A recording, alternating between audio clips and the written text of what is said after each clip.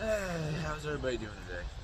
So, if I make this a series, I don't know what it's going to be called. It's probably going to be called, like, I don't know, Theology and Karate. That might be the pending title I use for it. But what I want to kind of do is just go through some sort of, like, scriptural verse or story and kind of just do that for, like, the first part of the video. Kind of discuss, like, how that's wrapping up into the physical body. And that way, it's like like a short lesson, but then most of it's actually going to be different moves for Christ. Since this is the first time I'm recording something like this, it's going to be more basic oriented stuff.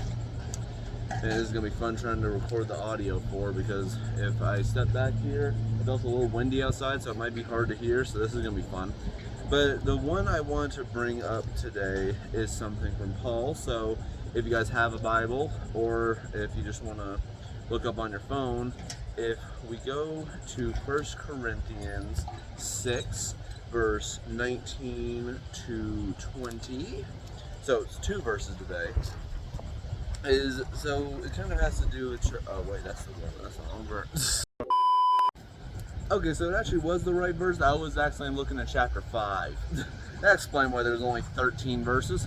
Okay, anyway, sorry. Okay, so this is 1 Corinthians chapter 6, verse 19 to 20. Also, in case you're wondering, this is a CSB Bible I'm using, but it's pretty much like it's one of those verses where, like, besides wording, that's just like it's pretty much the same. I mean, that's just for every verse, but I'm pretty sure it's kind of the same throughout a lot of the translations. But it says, do you not know that your body is a sanctuary of the Holy Spirit, who is in you, whom you have from God? You are not your own, for you were bought at a price. Therefore, glorify God in your body. And so here's the thing. So part of this, like in the original context, had to do with sexual morality, because Corinth was sadly a sexually corrupt place. But so it was kind of going into that. That's also why in the next chapter is the famous chapter on celibacy versus marriage. But while he is using this as the context of, as in verse 18, the verse above it says, flee from sexual immorality. Every sin a person can commit is outside the body, but the person who is sexually immoral sins against his own body. Even though this does have to do with mainly the sin of sexual immorality, one other way verses 19 and 20 can be seen is actually stewarding your body, because that's the whole thing with even what Paul's teaching here is within sexual immorality is in the form of stewarding. And, stewarding, that requires self-control, which is one of the 9 fruits of the Spirit. I could always do something on that at some point if you want to see more of this. But within the frame of all this, while he is, as I said, talking about sexual immorality and stewarding, another thing with stewarding your body is your physical health. And plus, even in Deuteronomy 28, which is the longest chapter in Deuteronomy, but showing the blessings and disobedience, blessings and curses about obedience and disobedience to God. One of the things in the blessings is that there's more produce, for like when you grow food. You had your livestock was great, you're abundant. But another thing that you'll commonly see with that is like someone's health or like someone's prosperity. And as you might know, a healthy body is linked to good prosperity. Now, obviously, there's a lot of other stuff that goes with and against that, medical condition, blah, blah, blah. But on the base level, when your body is physically healthy and physically fit, there is a tendency that you can live longer or like have better things when it comes to your immune system and everything like that. And that is where martial arts comes into play. Because with martial arts, it's a form of exercise, which, as you know, exercise is a good form of stewarding your body. So then that way, even if you're just trying to like lose weight, you can also gain muscle through it. So you're slowly building up. But with everything like that, it requires discipline, consistency, and self-control as well, basically. Because with self-control is if you over-exert yourself, you're not going to do much with it. But if you don't exert yourself enough, then you're just doing lazy exercise. So there's always a form of like self-control in yourself to make sure that you're not overdoing it, but that you're also doing it for a good purpose. So what I want to do for this is just some basic exercises. So basically, if any of you guys know how to do a jab, it's just like with your front arm, and you're extending it out. So you're kind of almost like a lunge, but not like a full lunge, but just so it's enough to pop it. So what this does is that there is a lot of power behind it, but when you snap it, it's really quick. So, you know, if there's like an opponent in front of me, you know, if I would just do something like that and just hold it out, then the opponent can easily hit me in the head. But when it's just, then it's like less time, less spacing. And so within like the less spacing, you can throw more punches, as well as when you're snapping it back, it just like every time you snap it back, you can snap it back to your head and you keep up a guard. So in that way, if I hit someone and they try to hit me back, I'm already in guard. So in that way, it's very quick. But then, what about other punches? Well, this is where stuff gets a bit different. So then there is the cross. So if you can see my foot placement, it might be a little hard to see with the shade, but if you see my foot is moving out. Actually, it's probably better to do barefoot so you can see it a little better. So, now if you notice with the jab I lean a little, but I don't move my feet. But I'm still moving. But with the cross, I'd extend out. Why? Well, with a cross, since a lot of times, like unless you're left-handed, you're probably going to be in this position more. So since the camera's mirrored, this is kind of how I'm facing. So my left foot is forward and my right foot is back. And so, when this happens, the right side in this case is farther back than this one is. So if I twist more, I'm getting the same amount of distance as the jab. And so that way, it's still a good amount of power. And as I said before, you know, make sure when you're snapping it, it's less time for your opponent to attack. Now, like, those are the two like basic punches. And another thing is always make sure to keep your legs bent, keep your legs straight, and you can easily, if someone pushes you, you'll easily go back. But then if you're in place, if your legs are bent, then you can be in place. So jab cross is the standard of punches. So you got left, right, and then we have that was like a piece of wood right there. Thankfully I didn't get my foot in that. All right, for hook, so for the left side, same side as your jab. You're basically, that implies hook. You're basically hooking at the opponent's temple, or at least their head. But yeah. So in this case, it's the same thing I was doing with the cross, where for all of them, my legs are bent, but I am moving my heel. So that way, there's more power. And as always, snap it, and make sure to keep the other hand at your face. So in that way, if they do try to attack, then you have something to protect yourself with. And also, even with guarding, make sure that it's in between the upper half of your torso to the bottom half of your face. So that way, if they try going for your stomach, you have something to protect yourself. Go for the head, you got something to protect yourself. And so you can keep that arm there while you hook, or while you cross, or while you jab. And there's always one arm that's in the guard. Yeah, so with hook, something I see a lot of people with hooks is some people will do something like this.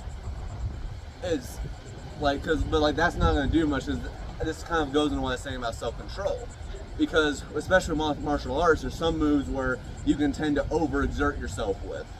A hook is definitely one of them, but it's important, if you keep it here, you're training your body's muscles to extend out, but not go all the way. So like if you imagine if somebody's in front of me, that's kind of the impact. And so, in that way, this one gives me more time to go back, versus like this one's taking me a little bit longer to reset. But then, see the difference? And the last basic one I'm going to go through with you is an uppercut.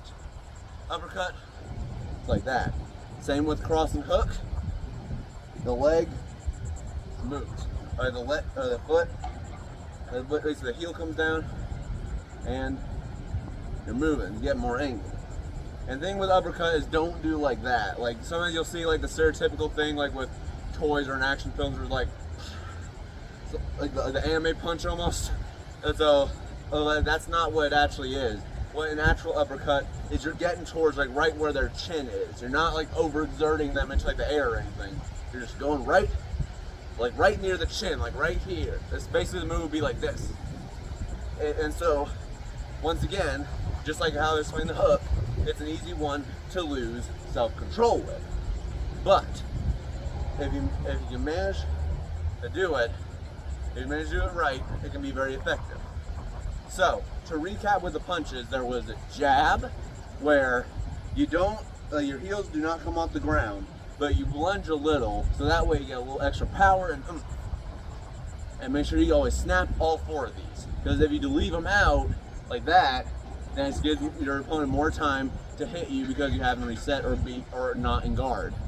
So there's your jab, then cross, where you get your heel off the ground, and you turn, you twist, and then you got a hook, twist with the left side, and you make sure to control it, and then uppercut. And so the uppercut, you make sure that and make sure you're in guard at all of these, by the way. I think this is kind of implied, but just to clarify. And so yeah, so then eventually you can do something just like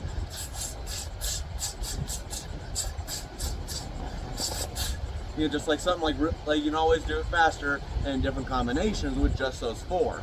Now, I know I think we're starting to get at least at the 10-minute mark, probably. So those were like the basic punches for a day. And now let's go through a few kicks. So first, the easiest one is a round kick, where it's like, so this is the fast version of a round kick. But here is the slow motion to show you what's going on. So you pick the leg up. It's also going to require a little bit of balance. And so then extend it out.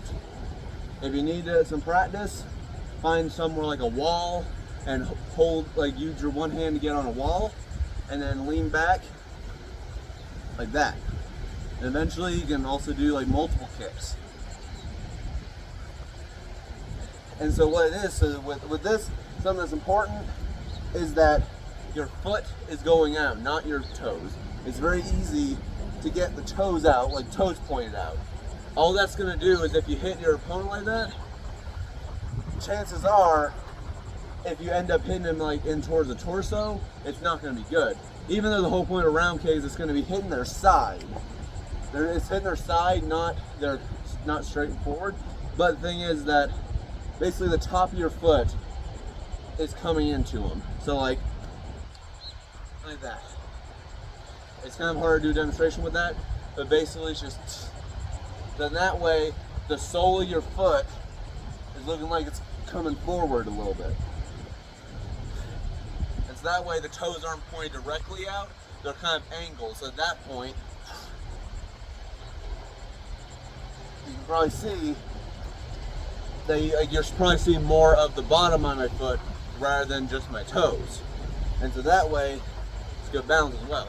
But then there's one where the whole intention of this kick that I'm about to show is to hit forward, which is a side kick. So you bring it up, just like the round kick, but instead of the round kick where you just snapped it, for a side kick, you bring it back, and then you push out.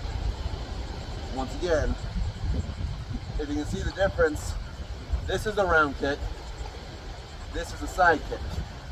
Side kick almost looks like it has a little bit more of a push, because the intent of it is if you're fighting an opponent and you're on at your side, there's just, like if they come forward to you, like let's say I'm just jabbing, crossing them, all this, they start coming at me, guard, you side kick them back. Or even in the case of a round kick, be like jab, cross in, we're just sparring a little bit, and then I basically like bring my leg across. And also the thing with the round kick is you get your hips out a little bit. So basically get all the way to your side around. And side kick, you're already in this position, so it's easier. So you can go from a round kick to down, side kick. And so that way, one kick is hitting their side, and the other kick is hitting straight forward. And the last basic, there's 2 other basic kicks. So one of them is the hook kick. Now the hook kick is the same as the side kick, with a twist. So you bring the side kick, make sure to bounce it out a little bit, then kick across. Unlike the side kick where it was that, you just hit out, bat down. Hit out, bat down. That's the side kick. The hook kick, you bring it out, get it across. So it's almost like a boomerang. Think of it like that. Instead of, and sometimes a boomerang just comes like right back. Like this basically feels like a straight boomerang. But if you think of the shape of a boomerang, this one, it's like it rotates. Unlike side kick where it goes forward and out, the hook kick rotates all the way around, like a little bit of a circle, like a little circle. And yeah, so eventually you'll be able to do it fast. But in the meantime, if you're doing it slow, it's like this. And you see it kind of twists out a little bit. Then, for the last one, is a front kick. This one's probably the most basic one.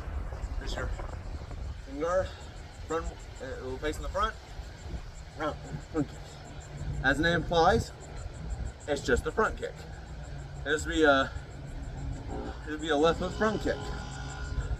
But then there's a back kick as well. So in this case, it'd be a right foot back kick. But then I said if you're left-handed, it'd be the opposite. So back kick, same exact thing.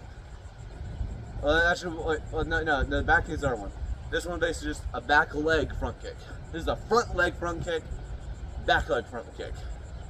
Front leg front kick, back leg front kick. So, to just do a short recap, we have the round kick where you stay at your side, get it, bounce, and chamber it, so like keep it balanced. Kick. That's the round kick, so you're kind of aiming like towards their side a little bit. And then you have side kick where instead of just completely snapping it, just like off the bat, you bring it into your chest and then snap it out. And so this one, you can tell by the momentum and the way that my whole foot is out. You can see this whole sole of my foot is coming out. Out for the side kick. But for the round kick, well, you see a bit of the sole of the foot. It's a mix between the sole and the toes. But it's coming more at like a side angle, like the whole front of the foot is coming towards the side of somebody. Meanwhile, with the side kick, you're aiming all your force into basically their torso. And then a hook kick, where the same as side kick, balance it, chamber it, kick, get that. Basically rotating it. Kick, out, kick, out. Alright, and then the last one was a front kick. So that's front leg front kick, back leg front kick. Front leg front kick, back leg front kick. Now make sure it's chambered, so you bring it up like a high kick, like a high knee, and then kick, kick. There we go. And so, I don't know how good this video was. If you have any criticisms, feel free to tell me. It's actually getting a little hot out here. Yeah, but tell me what you think of this format, because I might continue it, might not. We'll see. Yeah, title pending. This is Theology and Karate. I don't really know what to call it unless there's any name suggestions. Anyway, yeah, so you know that Jesus loves all you guys, and have a good rest of your week, weekend, morning, night, whatever it is you're watching this. All right, see you guys later. See you on the other side. Bye bye.